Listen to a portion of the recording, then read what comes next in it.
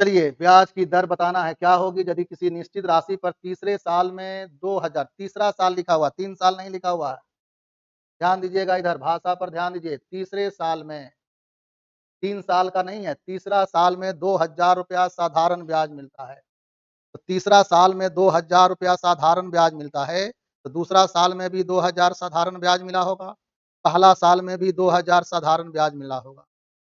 साधारण ब्याज हर साल बराबर मिलता है। तीसरा साल में 2000 मिला है,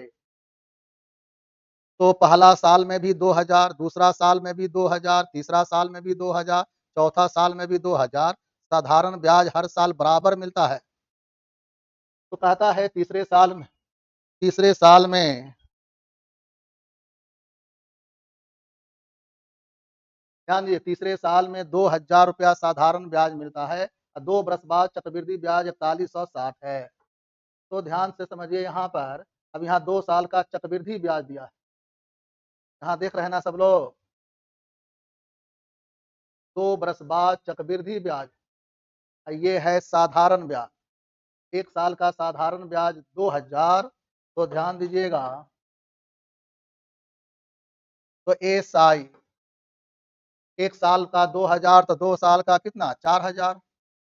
एसआई तीसरे साल में 2000 मिला है, तो हर साल 2-2000 मिला होगा, तो 2 साल में 4000 और सीआई कितना मिला है 4160 रुपया।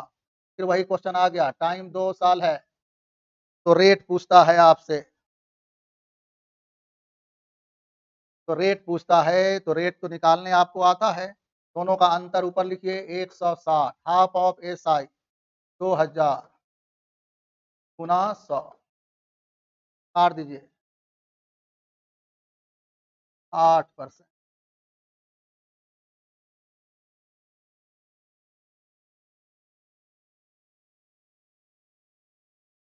भाषा पर खाली ध्यान दीजिएगा। तीसरे साल का साधारण ब्याज 2000 है, तो तीसरा साल में 2000, तो दूसरा साल में भी 2000, पहला साल में भी 2000, तो 2 साल में कितना 4000 एसआई, 2 साल का सीआई 4160। तो रेट पूछता है, रेट जो है सीआई माइनस एसआई बटा हाफ ऑफ एसआई होता है। चलिए, कोई परेशानी किसी को?